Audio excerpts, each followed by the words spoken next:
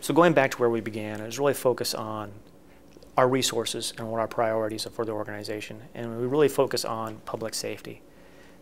But you can't come at that just one way, with more people and more police cars and more fire engines. There are other things that impact our quality of service. And it really is about the urban form, what kind of community we have. And that is about looking at the connectivity, basically the number of connections into a way, the ways to get someplace, basically. I mean, think to yourself, you're in the community and you want to go from point A to point B. How many choices do you have to get there? And most of our community, basically, you got one. And especially if you're going from one side to the other side of the community, if you're not done on one of those major arterials, there's really very few connections going the other direction. And so you end up going kind of around to where you want to be. Now that makes things less efficient for not only for you out there doing your day-to-day business, but also for us when we try and get there in an emergency situation for a policeman or for a firefighter, or when we want to provide services like bus service or sanitation, picking up the garbage, things of that nature. Anytime we don't have those multiple routes, it makes us less effective and less efficient. And that has a cost. And you'll see that especially in the fire service, but also in police. When we have isolated neighborhoods, sometimes you want to kind of isolate an area in order to emphasize it, but in most cases you want to have open and flow access so that we can actually have the community help us have visibility into those areas. And that's a criminal activity doesn't like visibility, they like isolation.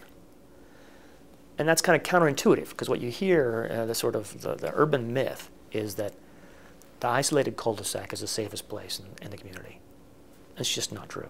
So of course, when we put together the budget every year, public safety is a big challenge for us, and it's a big area of focus. And one of the things we talked about recently is that there is a continued request for more resources in that area. And we've talked a little bit about where those resources come from. Sales tax is a big piece for us, which is really not in our control. Property tax is the one that is in our control, but that's only half our resources.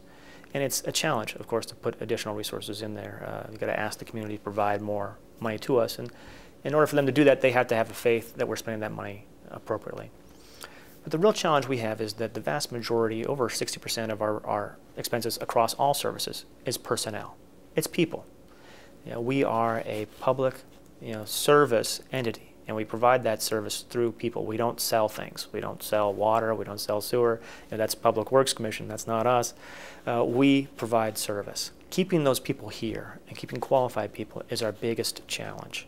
Hiring, recruiting, retaining, and dealing with turnover can be very expensive and destructive to an organization. Our challenge is that our personnel costs are growing much faster than our resources.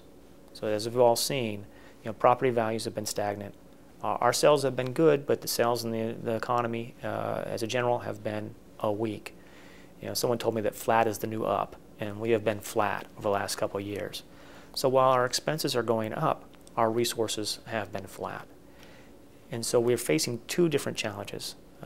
How do we address our growing costs at the same time making actually even more investments to provide a higher level of service?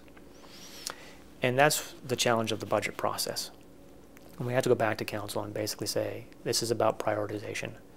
And they have very few options. They either can reduce level of service, cut a service altogether, or add resources if they want to actually address what we need as far as providing adequate compensation to get good employees here, and to be able to increase our level of service in areas that people are really focused on.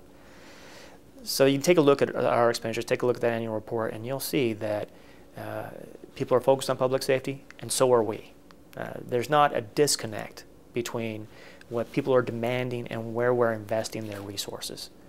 I think sometimes the disconnect is that people don't understand how expensive that service is, and that they truly do get benefit for that. I mean, I hope everyone who's watching is blessed enough to never have to call 911.